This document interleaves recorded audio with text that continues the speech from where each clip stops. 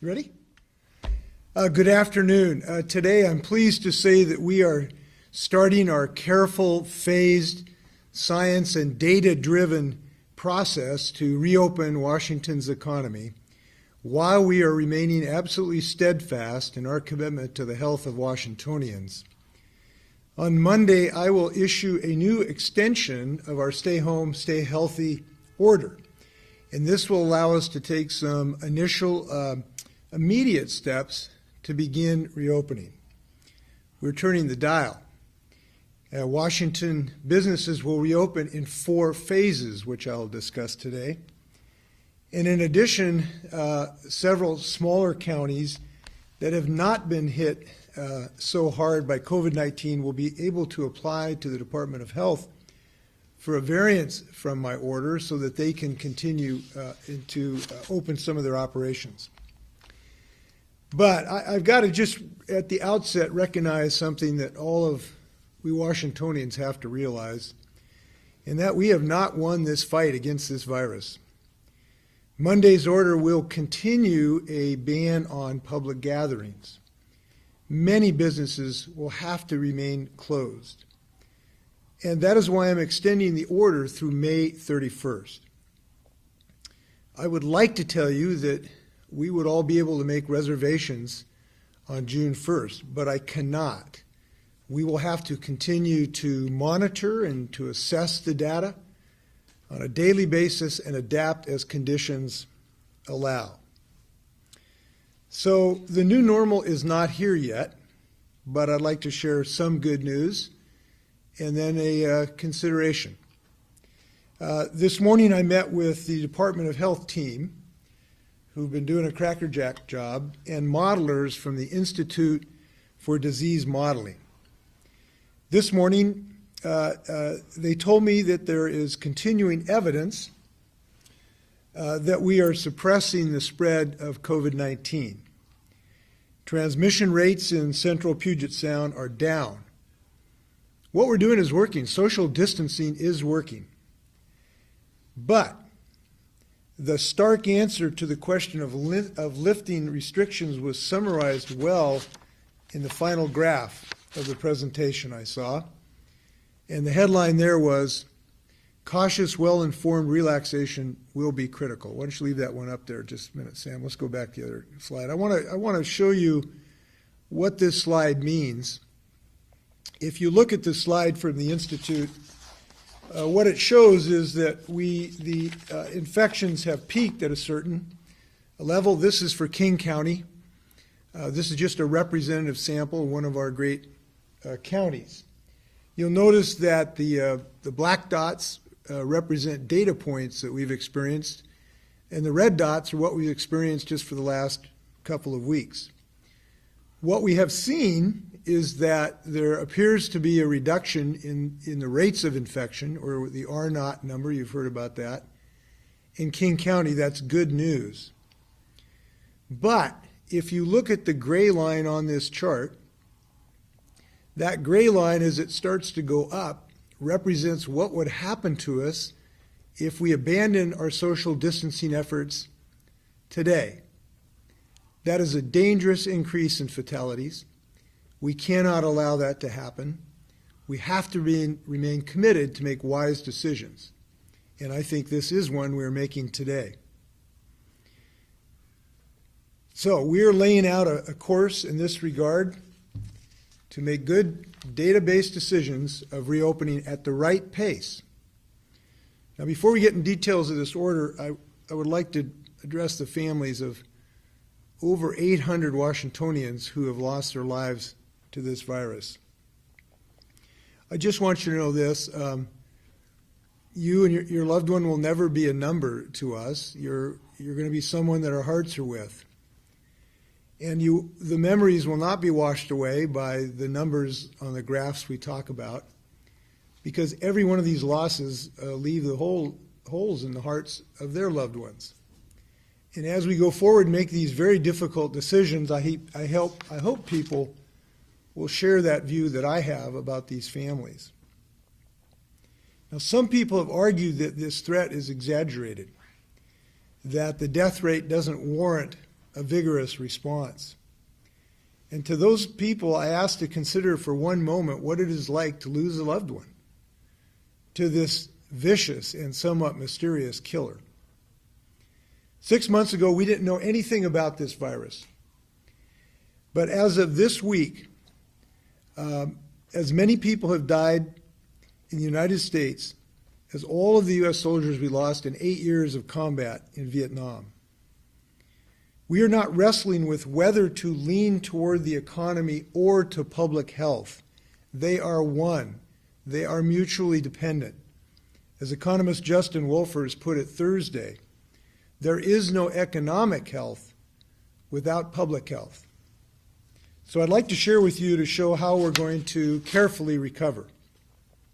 I'm joined today by Department of Health Secretary John Weisman, as well as Vice Admiral Dr. Raquel Bono, the director of our state's COVID-19 healthcare response, and they will be available for questions a little later. So there are 4 phases to our plan. We'll start with phase 1. This chart basically, this will be available for your review, of course, showing the 4 phases of our economic recovery plan. Phase 1 is essentially where we are today with some minor changes. And every subsequent phase will obviously require social distancing going forward and appropriate health precautions, including the use of personal protective equipment in a number of industries that are affected. And this includes modifications we have made in the last week around construction activities and selected outdoor activities, such as fishing, hunting, and access to parks. So we are now and will be working with the industries to have protocols available to them by mid-May that will allow retail curbside pickup operations, automobile sales, and car washes. These will be with restrictions. This would allow also drive-in spiritual services with 1 household per vehicle. And more outdoor activities will start next week. But I do want to reiterate this, and this is a theme of going forward for the next several months. We still have a ban on large gatherings, even gatherings where participants might think they can socially distance. And our office has received several reports of individuals engaged in large outdoor activities and events that are just too dangerous. And I just want to say at this outset, we are now moving forward to another phase of this mission for the state of Washington. And it is even more important now about the individual commitment of Washingtonians to help their community thrive. And it's the individual decisions that all of us will be making in the next weeks and months to come that is really going to determine whether we succeed to prevent huge fatalities in our state. I feel confident about that because Washingtonians have been doing a great job already, but we're going to need to keep it up for some period of time. So phase 2 will allow additional expansions of outdoor recreation activities that are not allowed in phase 1, including camping. Small gatherings of 5 people socially or less could return. I know that will be welcome, as well as new construction and in-store retail purchases. All of these, of course, with appropriate health restrictions. Barbershops and salons will then be able to reopen. Restaurants will reopen with 50% capacity and a table size no larger than 5. Some professional services and offices could open as well, even though telemarketing will remain strongly encouraged. Pet care services, including grooming, could resume. And again, individuals and businesses would still need to follow all of the safety and health guidelines that we will work with industries and business leaders and working people to make sure we do this in a smart, safe, and healthy way. So phase 3, this would expand more gatherings to 50 people or less, including sports activities, and would resume non-essential travel. Restaurants would move up to 75% capacity, and bars at 25% capacity. Gyms and movie theaters could reopen at 50% capacity. Retail, libraries, museums, and government buildings will reopen. Recreational facilities like pools could open at 50% capacity. Nightclubs and entertainment venues will need to wait for the next phase, which is, of course, phase 4. So phase 4 is going to involve resuming the majority of public interactions. Gatherings of more than 50 people will be allowed, but still while practicing social distancing. Now, I have said that our return to normal will still not look the way they did before this virus hit us until we have pharmaceutical interventions such as a vaccine. No one knows when that is going to happen. But it would mean bars, restaurants, and entertainment venues could return to allow the maximum license capacity of their venues. And we could resume unrestricted staffing of work sites, with the exception, again, with physical distancing should remain in place. I also want to note that while we're going through these phases, cities and county jurisdictions by law can take they can put in place more strict restrictions for their jurisdictions, even more restrictive than those in our state Stay Home and Stay Healthy initiative. And that is up to their local decision making for the public needs and local conditions. Now, I'd like to describe the conditions that will guide us when we decide when it is right to move from one phase to another. The data on public health information will determine when we move from one phase to another. And so I'd like to discuss those dials, if I may. What you see before you is a selection of what we call the dials that will judge when we can make these decisions. The first dial basically is the infection disease status itself, and that is obviously the most important of the metrics that we will look at. And under that metric, we have numerous pieces of information. We make our decisions based on dozens of data points in determining the status of the virus. We look at, just for instance, we look at the hospital rates of hospitalization per day with people with COVID-like illness. We look at the deaths per day, obviously. We look at the long-term care facilities and how they've been impacted with COVID. We look at the models, just one of which I showed you today. We look at several models that project where we're going in the immediate future. We look at the percentage of positive tests. And I just wanted to show you, just to get a flavor of the wealth of data we have, the chart we have up on the screen right now is a screenshot of 12 graphs amongst many that we look at. And these are all available on our website to look at the specific data. Second thing we look at, and of course I'm looking at, if I can see this, if you can bring this closer, Sam, because, oh, here we go. We got this right behind me, I think, or we'll have in just a moment. The second is the testing capacity and availability. Now, this is critical to our efforts because we are making a shift in strategies. We're moving from the dull instrument of social distancing as our primary weapon against this virus to depending on testing capacity to find people who are affected by this virus and then move to find a way to take care of them and to isolate them. And central to that is our testing capability. As you know, this has been way more limited than we would want. We have been limited to be doing maybe 4,000 tests a day. We want to get several times that to be able to make sure everyone who needs a test can get a test very quickly. We hope that that will ramp up shortly. We have been promised, for instance, 1 million swabs that are used in this test by the federal government. We hope that that promise will be fulfilled so we can increase our testing. But that dial needs to be much higher than it is today for us to be able to move into the next phase of this battle. The next dial we look at is our case and contact investigation capability. After we test for a person, we'll need to investigate their contacts to see if people they have contacted need a test and make sure that we isolate the people that in fact are tested positive so they do not transmit the disease. And this is going to take a small army to do all this work. It's very labor intensive because we have today about 200 infections a day that we have to be able to trace all the people they met. So we have to get that army built up. It is our intention to have about 1,500 people by mid-May involved in that in the state of Washington.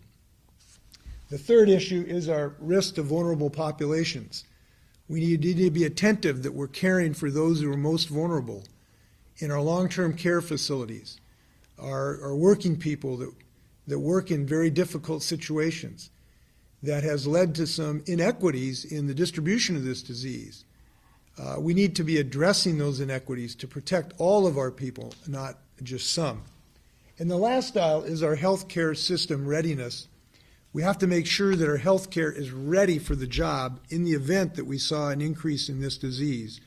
And that includes the need to have PPE, personal protection equipment, not just for our healthcare workers, for people in many industries that are today working in difficult circumstances. So we will be looking at all of these metrics and making a judgment on a regular basis to determine whether we can move to the next phase. It will be based on numbers, metrics, and the scope of this virus and how far we have turned these dials. Now, none of these dials are in the safety zone right now. All of them will have to be significantly improved in the next month or so and going forward as well. So we'll have 3 weeks at least between phases also to allow us to evaluate whether what we've done has worked or not, or whether it's increased a danger. So that is the minimum time period before phases. And it may be much more than 3 weeks given the nature of this disease. I also want to say that we have all been mindful of the regional differences and impacts that we've seen across the state with regard to the COVID-19 and our response. We know that not every part of our state has been hit equally hard by this disease. Therefore, some counties with lower numbers of cases and deaths, as well as if they have enough PPE and hospital capacity, we're going to allow them to explore possibilities moving sooner to phase 2. The 10 counties that would be eligible have extremely low number of cases, and their combined populations represent less than 3% of our state. So these are the counties that will be able to move sooner given certain conditions: Columbia, Garfield, Jefferson, Lincoln, Ponderay, Skamania, Wahkiakum, Kittitas, Ferry, and Grays Harbor. So if these counties, in partnership with their local health jurisdictions, can find ways to open up certain sectors that prove effective, then they can move earlier to the next phase, phase 2. And what we learn from those counties can help larger counties learn as well. So these counties will have a high bar to meet, but if they can get there, they can go forward with local plans. And in the next 2 weeks, the Department of Health and my office will consider additional criteria that could potentially allow other counties to apply for a variance. So we're going to continue to look at the data as we have. We're going to make adjustments accordingly. We're going to monitor and adapt. We're going to be agile and aggressive against this virus. Again, all of the metrics we rely on are available to the public. Our COVID-19 risk assessment dashboard you can find at coronavirus.wa.gov, coronavirus.wa.gov. I think that's important because virtually everything we look at is available to the public. We want to be totally transparent with you as we make these very difficult decisions for our state. So we know that reopening areas with more densely populated areas will be more difficult. So we're going to continue to monitor these matters. I just want to head to some closing comments by saying that it's gratifying, and we have a lot to be proud of in Washington. Washingtonians have been hugely committed to the Stay Home, Stay Healthy initiative. And as a result of that, Washingtonians have allowed us to have this early success. But this remains a very precarious situation, and we cannot be lulled into some sense of relief or thinking that we're out of the woods. We're sort of like that mistaken skydiver who jumped out of the airplane with his parachute, and the parachute worked really, really well, and it slowed the rate of his descent. And he was so happy about it, the success of that parachute, that he thought he could just cut the straps and things would turn out okay. Well, we have been successful to date in slowing the progress of this disease. But if we cut the straps right now, we're going to have a really, really bad result hitting the ground. Because the epidemiologists tell us very clearly this is just going to jump right back up and bite us if we do not continue efforts that are significant and aggressive in our state. I know there's many aspects to this crisis, and its disruptions have taken a toll on mental health as well. And I do want you to know, if you feel alone in this struggle, I hope you'll think, in thinking about it, that you're not.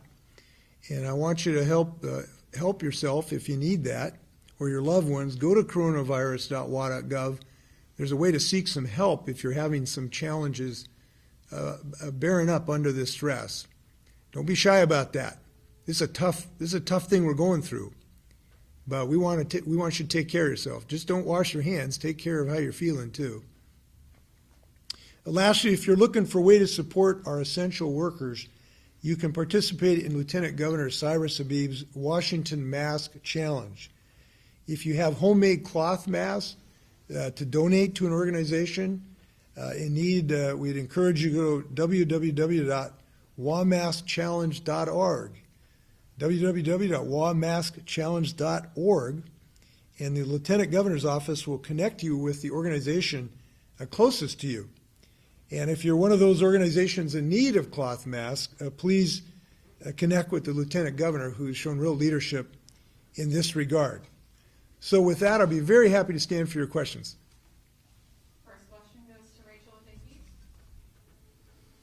Yeah, related to the testing, as we talk about moving into these phases, is there a specific daily number the state thinks needs to be done before you're comfortable for us to move into this phase?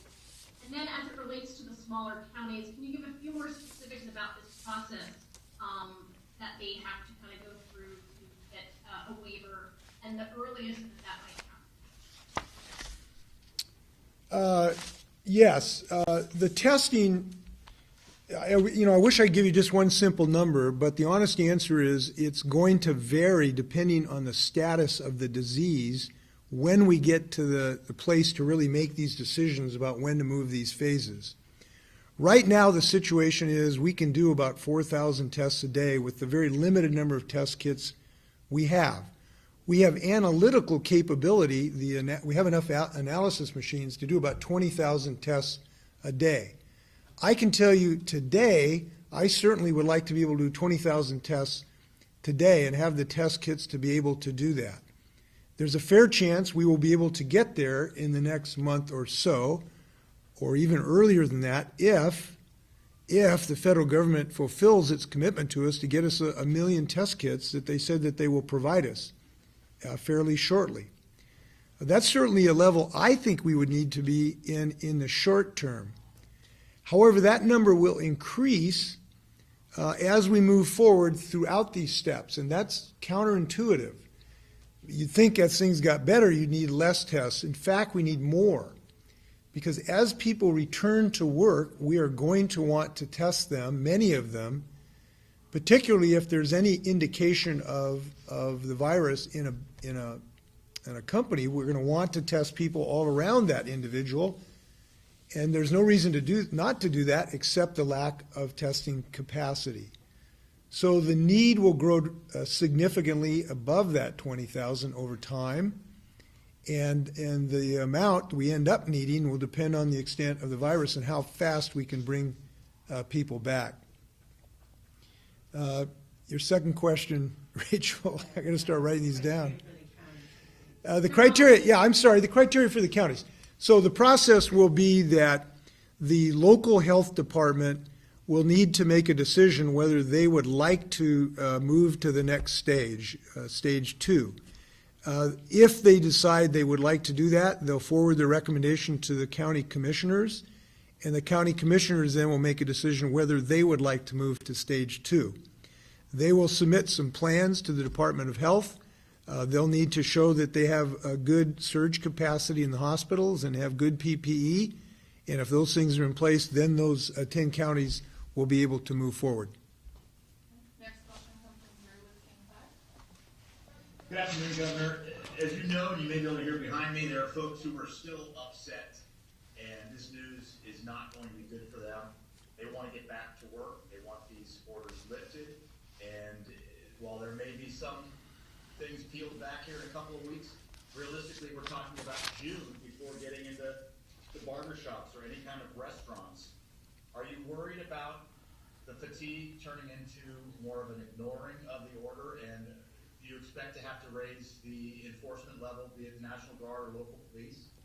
No, look, the vast majority of Washingtonians don't want to see their relatives die of the COVID virus. The vast number of Washingtonians accept that this is a community interest that we have and we're all working together. And the vast majority of Washingtonians understand that if we stick together for a while longer, we won't lose all the gains that we've already made. And they understand that this has been painful. Look, I understand the frustrations that we all have shared. It's so frustrating that we don't want to do this twice. This is bad enough once. We should not take the risk to do this twice. And we have to make decisions based on hard-headed data and science and not wishes when it comes to life itself. And the hard-headed science tells us that we've got one decision to make here if we're going to continue on the road to recovery. And that's doing what we're doing. Make a cautious return of our businesses that we have set forth. We have already allowed the reopening of construction and hunting and golf. We've allowed the reopening of elective surgery. We're moving forward with some restricted matters as soon as in the next couple of weeks so that we can move forward on those protocols that we had. So we are making progress. We are opening businesses today. And this is a very rational approach moving forward. And that's how we have to make decisions. Next question comes from Jim with Wisconsin Review. Governor, if other counties, other than the 10 that you mentioned, show lower rates, will it be possible for their health officers and their county commissioners to ask to move forward faster on the phases? And do you have some criteria that you would put forward for them? Well, yes, the 10 that we're accepting a request, should they want to make it, are extremely low rates of infection that are quite unique. They're also relatively small counties, and that was important as well, so that we don't want to take risks if something goes wrong. We're going to use them as barometers as to how this works, actually. And as I've said, in a couple of weeks, we'll evaluate this to see whether it makes sense to allow further requests from other counties as well. And again, we'll be driven by data to see what the situation looks like at that time. But I do want to note that these 10 counties are quite different from others in several respects. Next question comes from Sonal with D13. Hi, Governor. How long do you anticipate it would take for a county to go through the process of applying for this waiver? And adding on to that one question, we're seeing in California, a county specifically is defying the governor's order there. Today allows schools, businesses, and churches to reopen. Some other cities are deciding to take legal action. If a county does not get approved or does not decide to wait for the DOH approval and goes ahead with reopening, what are the repercussions at the state level? And then just a clarification, does phase 1 begin next week, or is this to be complete and Yes. On your first question, as far as the timeline, this is something as soon as we hear from the counties, it's just a matter of days to turnaround time to get an answer back to them. I actually think that these counties will find broad acceptance by the Department of Health because we've already sort of pre-screened them, if you will. So I don't think that's going to be a long period at all. As far as stage one, what we said is that the businesses we talked about being in stage one today, the new businesses, will essentially, we just need protocols so that they can return safely. And we want to do with them what we did with the construction industry, very successfully working with business leaders or builders and the laborers. And that should be done by May 15th, and I don't see any reason that it would not be. Next question comes from Jim Drew with the News Tribune. Sam, could you Governor, give me the chart of all the businesses? Could you give me a chart? Can you get that a hard copy for me, please? Jim might need to repeat it, I think he needed it out. Jim, can you repeat? We didn't hear you. Sure. Governor, I just wonder if you could just outline the calendar. We're talking about 3-week phases. Does this essentially take us to mid-July in terms of 4 phases. your proclamation being in effect? You know, I'm really sorry. I had to talk to my pal here for a second. Could you repeat that? Sure. In terms of the calendar, you said that they expect to see at least 3 reasons. And I was wondering if you anticipate, because of that, having to extend this beyond May 31st, because it looks like 3 weeks between phases would take us to mid-July. Well, I think if you do the math, it tends to get to that for the essentially, large gatherings, to move all the restrictions on gatherings of 50,000 people. That's a realistic assessment.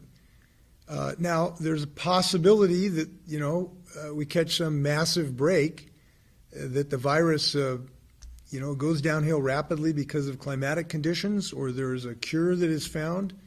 Those things are possible. But I certainly don't believe we can count on those things. What we can count on is that if we do smart things, if we do the contact tracing and the isolation, there is really good reason to believe that it can be effective. If you look at other countries, South Korea, Taiwan, that had very, very aggressive testing and contact tracing and isolation strategies, they were able to do great things, and we want to be equally aggressive. So we had to have confidence those things are going to work. Next question comes from Chief O'Connell.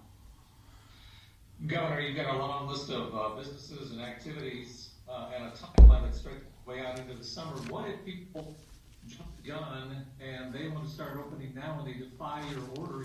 You're outside right now. What are you going to do if there's a mass uprising against this? Well, that just hasn't happened. And, the great members of the press keep wishing for failure here, but that's not how we operate in Washington. We look for success, and that's what we're experiencing. We've had the greatest unification of Washingtonians that I've ever seen. I'm 69 years of age, and I've never seen this state so united, Republicans and Democrats. Huge majorities want to see us to continue on this effort. Huge majorities are honoring this effort. We have not had to resort to legal action or criminality virtually at all. The only case we've had to file was against a landlord who tried to evict people against our moratorium on evictions for rent. That is an incredible achievement. And it's because of Washingtonians' success that of honoring this order that we've been able to bend the curve down. Look, I get calls from governors quite often saying, how have you been so successful? And I tell them it's because Washingtonians are smart enough and dedicated enough to be willing to make some sacrifices on a temporary basis to get this thing behind us as much as we possibly can and not have to go through this again. So I just do not want to bet on failure here. It's not happening. It hasn't happened. I don't believe it will happen. In part because we're showing Washingtonians that we want to have a phased approach to reopen this state. We've reopened significant businesses already, as I've announced today, and we have set forth a very good phased approach to reopen the entire economy in a way that's safe and gives people the hope that they need. So I feel good about the course we're on. It's a difficult time, but it is a very united time. Next question comes from Joe with the Seattle Times. Two-part question. The MLS announced that they would allow some sports sports training facilities to open back up. I'm curious if where local sports training facilities fit into your four-phase plan, and then also curious to hear broadly about your reaction to Amazon's decision to allow some workers to work from home through October 2nd. Do you think other businesses that can allow that function for their workers should adopt guidelines like that? Well, you know, we're not mandating that, but we certainly encourage it. I think we have found broadly that telecommunications has worked for us. It certainly is working in our office where we're doing the vast majority of our work using electronics.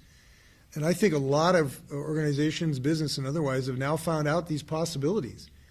I suspect that when we get over COVID, we're not going to get over, all of our electronics because we found they're very successful and we avoid laborious commutes on clogged highways. And so I think we have found this is working, and we'd certainly encourage it. And I want to thank the enlightened business leadership in our state. I think one of the reasons we've been successful in our state because business leaders understood telecommuting early and helped adopt it early. It's been one of the reasons we succeeded. Your first question about athletic events. So in phase 2, we essentially allow outdoor gatherings of over 5, so that it could include training facilities. And we go to a 50 capacity in phase 3 and then unlimited in phase 4. So this would allow, smaller groups in phase 2 and a little larger groups in phase 3. From what I hear, it would probably allow what you're talking about in phase 3. Thank you.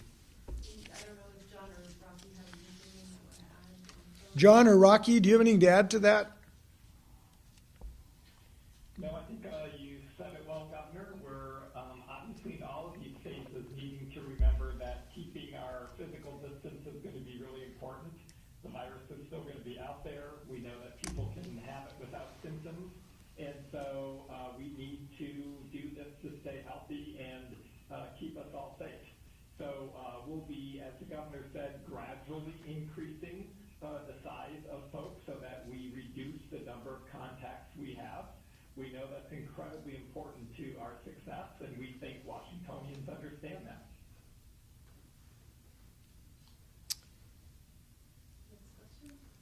Next question comes from Austin with Northwest News Network. Hello, Governor. Hi. Just a technicality, as the phases go into effect, would you allow those smaller counties to, again with the variants, skip to the next phase?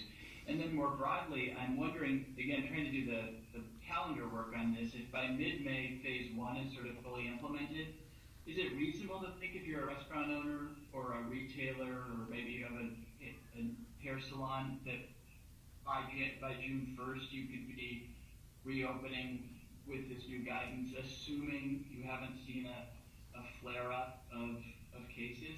And I'm also just wondering about masking requirements and temperature checks, if you're going to get that specific at this point.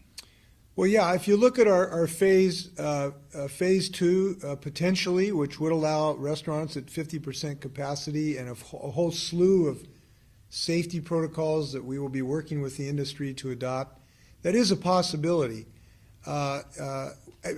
After 3 weeks. So you're really looking at in deeper in June after the completion of phase 1. So, but this depends on the course of the virus. And so these things are what I would suggest is, hope for the best and prepare for everything. And we'll be working with the industry now to get those protocols in place so that they can move forward as the matter matures. We have time for 2 more questions. The next one comes from Hannah Scott with Fire Radio.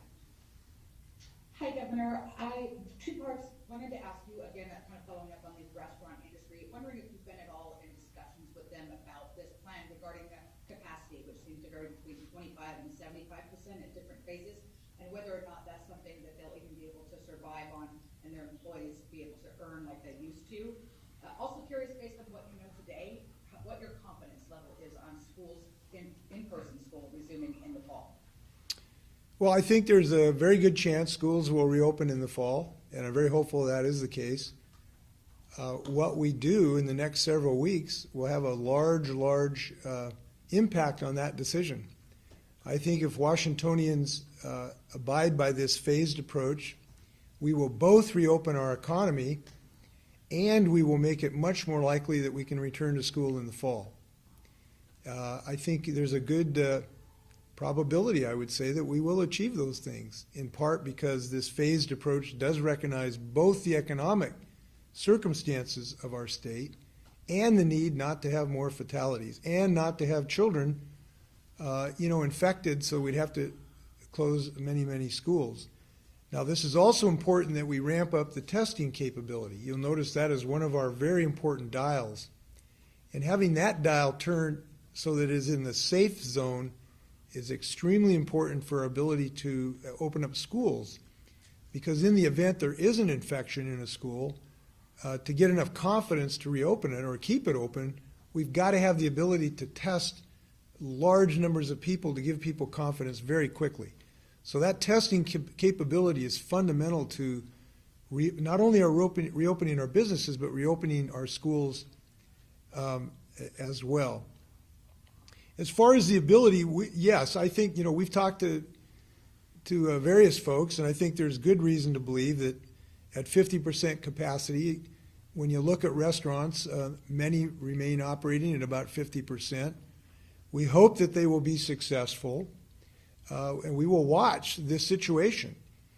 I was talking to the CEO of Starbucks the other day, and they said that their kind of mantra going forward is monitor and adapt. And I really think that that's the right course for all of us. We are going to look at the impact of these decisions and adapt if they're not working.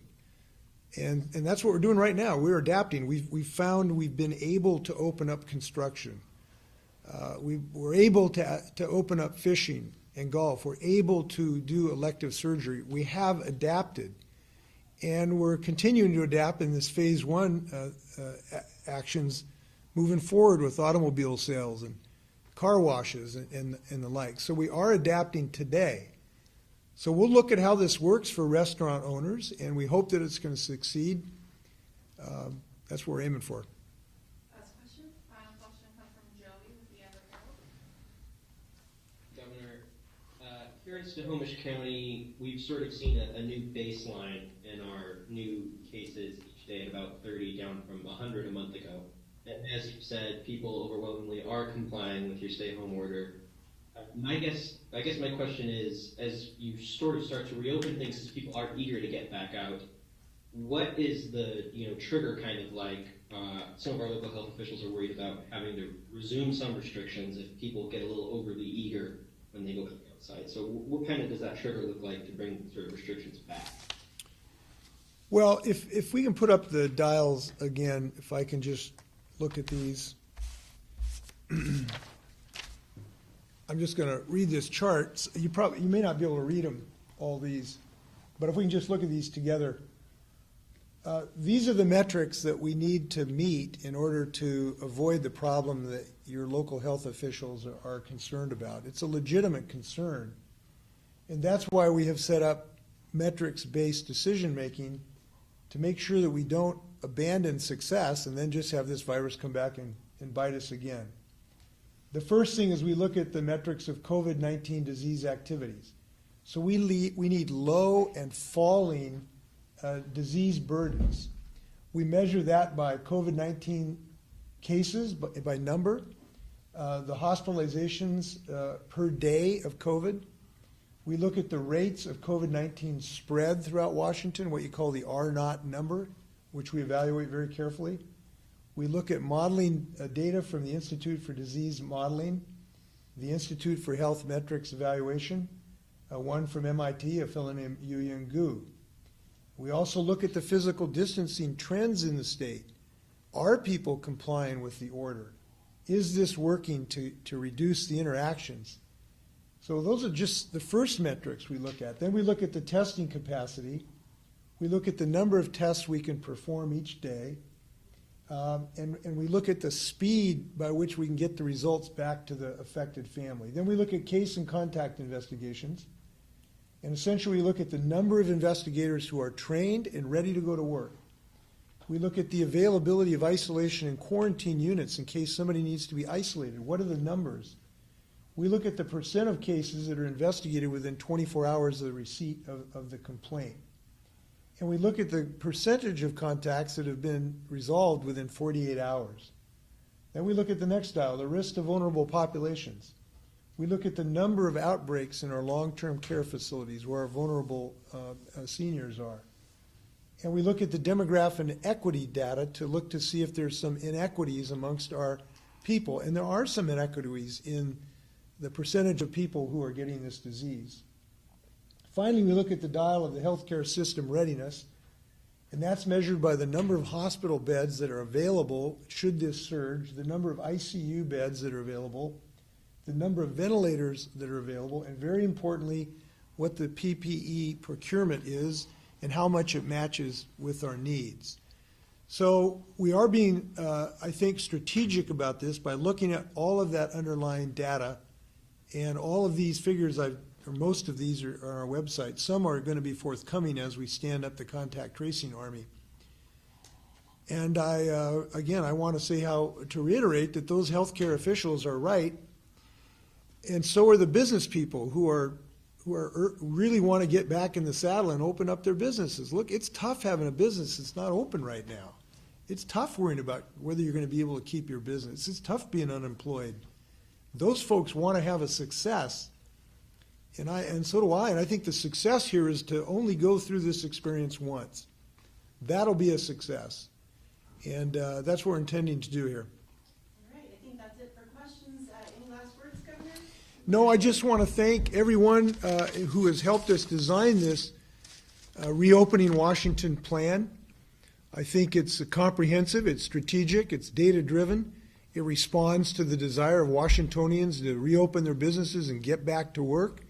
It responds to the need to only do this once. And it responds to the Washington character of being resilient and unified and really building a great economy. I believe we're going to do those things. And when we do, we're going to be proud of our state as we are now. Until then, please wash your hands. Thank you.